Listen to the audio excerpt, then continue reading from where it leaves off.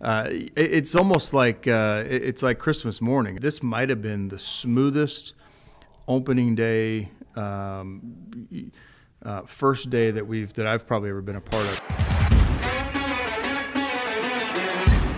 You're listening to the Griffon Sports Insider Podcast, giving you an in-depth look at Missouri Western athletics with interviews, features, game broadcasts, and more.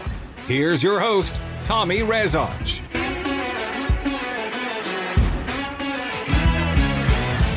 Hello, everyone, and welcome to another edition of the Griffon Sports Insider Podcast. Well, football season is upon us. Yes, the first game's still a little over 3 weeks away, but this past Sunday, all members of the Missouri Western football team reporting back to campus here in St. Joseph, and Monday, though hot, was day number 1 of fall training camp. Here to talk about it in year number 2 as head coach at Missouri Western State University, Tyler Fenwick. And Coach, I know you said right off the bat before we even started it was a hot one. But man, training camp's kind of been in the air here in St. Joe. The Chiefs are, 2+ weeks into their camp. And, I think I heard Jim Harbaugh say something like training camp, it's like giving birth or being born, something like that. I've heard Mitch Holtis say it's like the first day of school. How would you describe the excitement of just getting everyone back together? I don't know. Of course, Jim Harbaugh said something like that.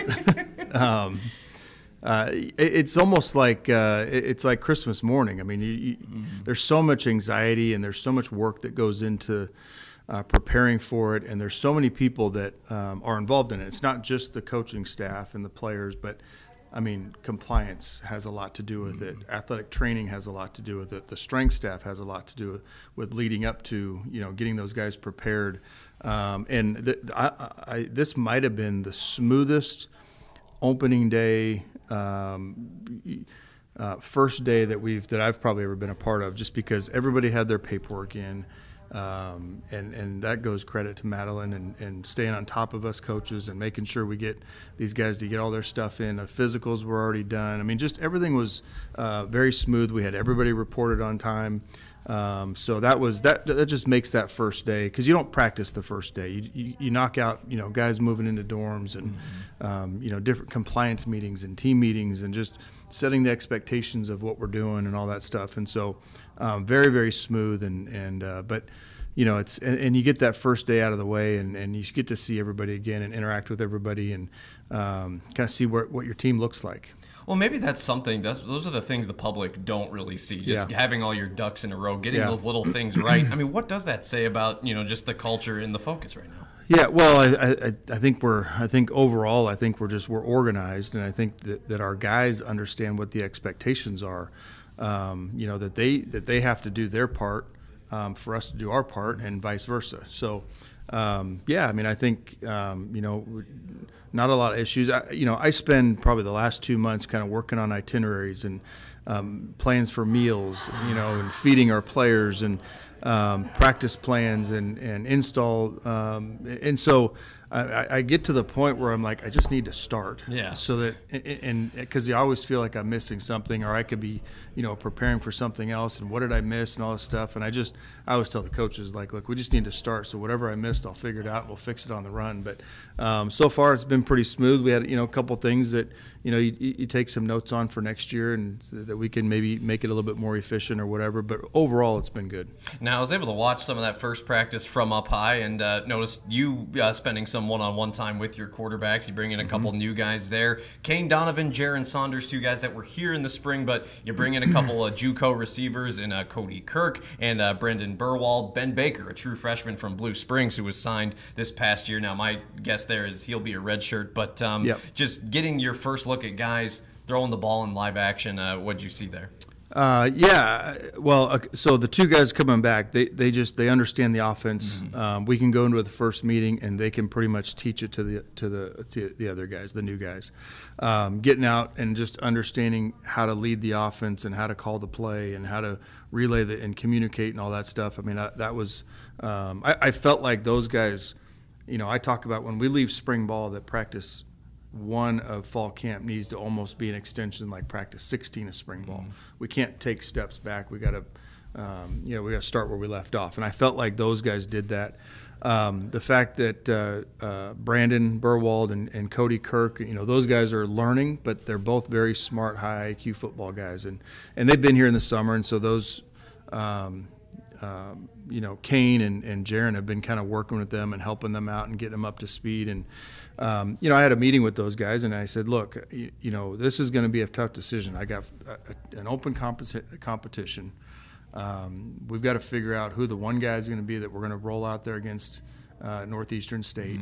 We're going to put you in all kinds of different situations. We're going to figure out who understands the playbook the best, who can execute, who the team believes in.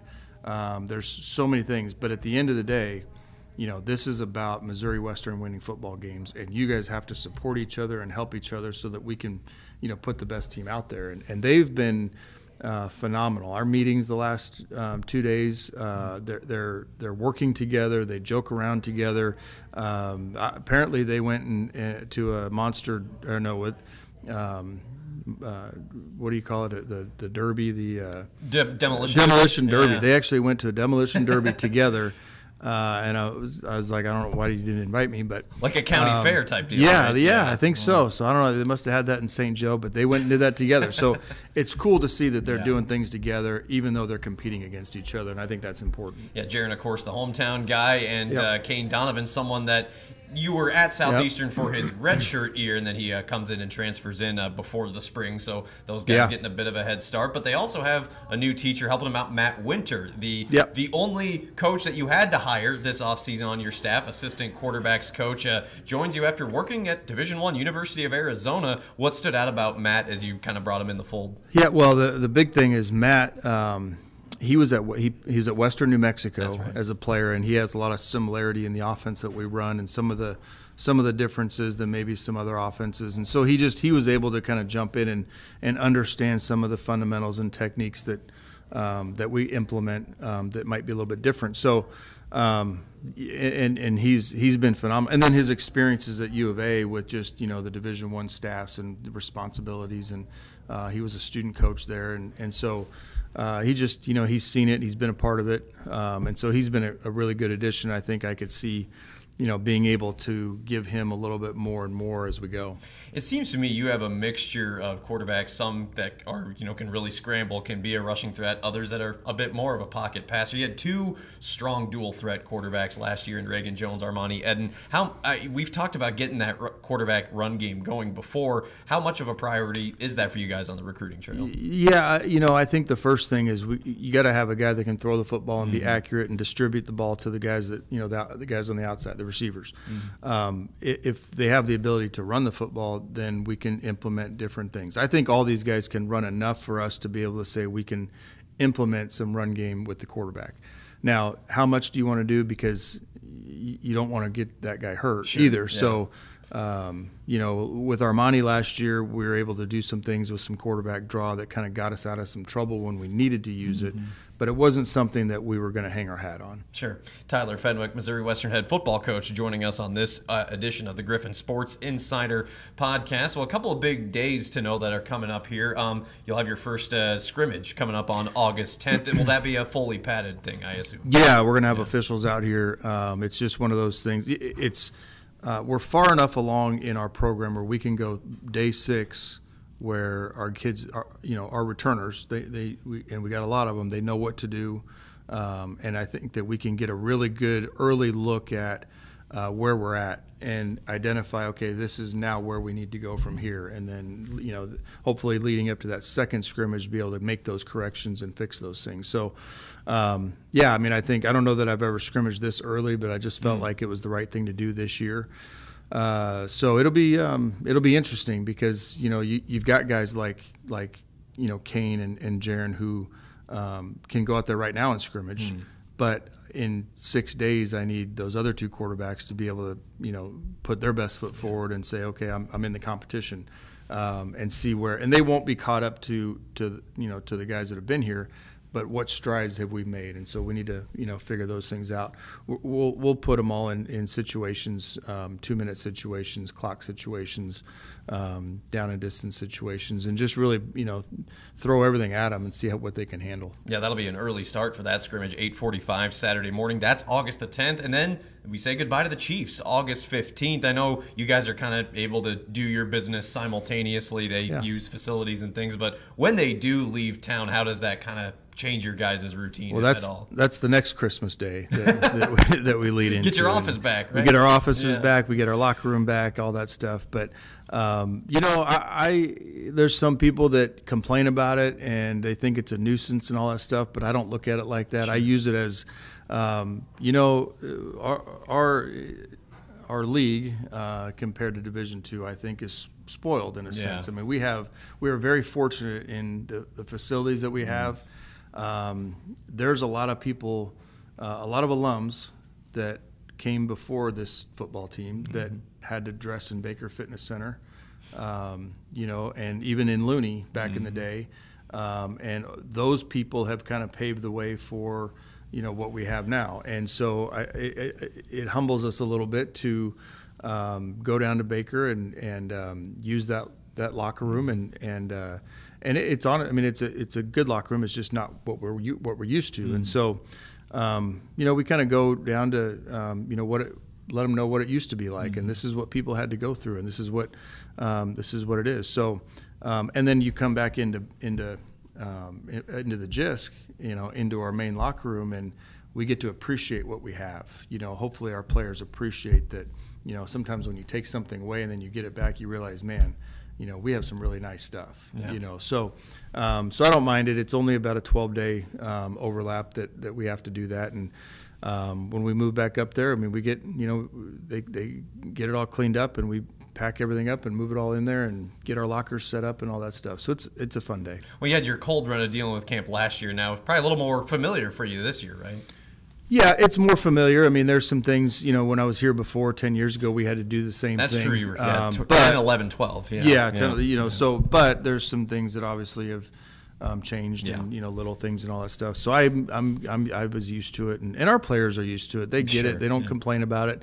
They know what it is. Honestly, I think that probably the biggest hurdle that we have to deal with is parking in the morning and where they have to park, and we try to make it as efficient as possible, and it is what it is. And I think we try to create a culture around here that there's some things that we can't control. There's things that happen in games that we can't control. We can't control a bad call. We can't control mistakes that happen that when we're on the sideline, and so we have to overcome those things, and that's part of life. And I think that's something that we can teach our kids by with this situation. It's to have the Chiefs here it's an incredible thing. I mean, it's and their staff is phenomenal. My coaching staff has been able to go down on the field and observe practice from the field, and every one of their coaches interacts with us and asks us about our team and what we're doing, and so they're just really good to be around. Yeah, they've grown pretty fond of St. Joseph. I think that much is certain. August 15th, when that first preseason game is coming, that there's only a few practices left, and the 15th of August will be the last one in St. Joseph. Getting back to your team, your head strength coach, Zach Fears, in his second year at Missouri Western, he was kind of watching practice with us from up top as well for a little while after warm-ups, and he brought up something that just really stood out to me. He was talking about the speed of your team. Now, when we talked at Media Days a couple weeks ago, we said, feel like running back, receiver, you got a lot of speed. He was telling me that like somewhere in the realm of 12 to 13 guys on your roster can top out at 20 to 22 miles an hour, and one of the fastest he mentioned was your veteran corner, Javarius McGuinn. Yeah, we're looking for big things at a JV. He's a physical specimen. He's got length. He's at top of the charts on all the things that we test in there. And so we're looking for him to take the next step as a football player. He's got the physical ability. He's got all the speed and the talent.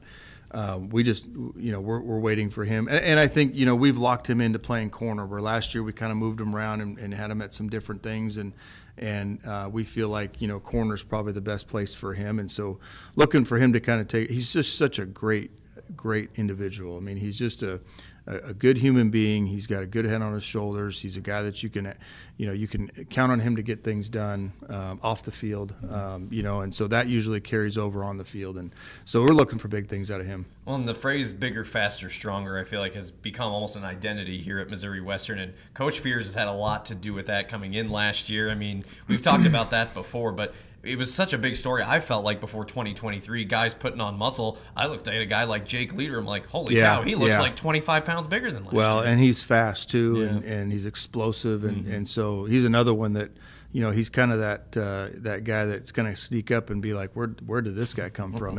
And we kind of saw it last year. We got him on special teams, and he was doing things on special teams, and then all of a sudden blocked punts, and then all of a sudden you've seen him in the secondary and playing safety in a rotation role, and then you start to you say, okay, he's out there, and I feel okay with him out there, and now that he's been in it for a year and gone through spring ball and gone through the workouts, you feel pretty confident that you can count on him to get the job done. Yeah, we talked about it 2 weeks ago that the defensive backfield went from being a young group last year to a ton of veterans coming back in a Cam Powell, Cam Langford, Trayvon Holmes, all them MWSU safety last year. Yeah, I mean, Des Green, Nick Oliver. I mean, there's some really good. Anthony Benford's back too, right? Anthony Benford. I mean, we've moved him to safety, and then we brought in a few transfers. Four of them. Logan Clark, who's long corner. Antonio was here in the spring, and so there's some guys that are going to push the guys that we've already got. That anytime you have depth, you can create competition. Didn't feel like last year we had a whole lot of depth. This year we feel like we've got some guys that we can roll out there, keep fresh, push the guys that we've got, and make everybody better. Tyler Fenwick joining us for a few more minutes here on the Griffon Sports Insider Podcast, the first week of fall training camp for the Missouri Western football team. Kind of coming back full circle to training camp. I saw you and Alex Gubner had a moment on social media. I meant to ask you how to pronounce this. Chaminade College Prep? Chaminade College Prep High School from the L.A. area where Alex Gubner graduated from, played his college football at Montana, signing with the Chiefs as an undrafted free agent. Not only are you a graduate, you graduate from Chaminade and you were the head coach there? No, I was not the head coach there. Oh, okay. I read that too. It kind of looked weird. But it was a tweet. So, no, I was not the head coach. I never coached there. I'm an alum from Chaminade High School. 1995. 1995. Okay. Yeah. So, and Gubner, guy that I played for, who was actually the defensive coordinator at the time, who became the head coach for the long time. So he and I both played for the same guy, Ed Croson. And my first coaching job was with Ed Croson at a different high school, Birmingham High School. And so Ed called me and said, hey, we got a guy, a Chaminade guy that's on the Chiefs roster. You think you could hook up with him? And I said, yeah, of course. I'll see if I can, pull him aside. And so we connected that way. And so that's the first time I met him. Sure. He went to Montana, where I got another former coach that he played for at Montana, Rob Fennessy. But just, the football world, it ends up being a small world, and there's all kinds of different connections that you got. So it was cool. Alex is just a rookie, and he's trying to make it. And I think he's still here, so that's a good thing. Yeah. And but a couple Chaminade guys out in St. Joe. Talking to guys trying to make the roster, how about C.J. Ravenel in Baltimore? Oh, man. So C.J., he's 307 pounds right now. Wow. He played it. I think when we got here, he was somewhere around 250, 260. We got him up to about 285 during the season, and then after that, just fears. Getting him ready for the all the pro days and all that stuff. And then when he got to Baltimore, they obviously feed you at a different level. And so I saw him the day before he reported to camp, and he was at like 304, just looked phenomenal. Hopefully he's doing well. And then Keith Russell getting to sign. Was it the UFL that I read? Yeah, USFL. I think it's whatever they merged, and so he's with the Michigan Panthers, or he signed with the Michigan Panthers. He's going to be helping us out this semester, and working with our strength staff, and then he'll report out to the Panthers or in the spring. Their season is in the spring, summertime as well. So a couple of former Griffins, 2 seniors from last year who played big roles for the Griffins in 2023. Cool that big man Keith Russell will be back. And, of course, we're rooting on C.J. Ravenel, trying to join the ranks like Sam Webb, like Jonathan Owens, Greg the Leg Zerline. Griffins already representing this program in the National Football League, so perhaps there'll be another one, and some down the road, who knows. But first things first, the season opener 3 weeks from this Thursday at Doc Wadley Stadium in Tahlequah, Oklahoma, August 29th for a Week 0 game against Northeastern State. Northeastern, an independent school this year, withdrawing from the MIAA, so the Griffs will have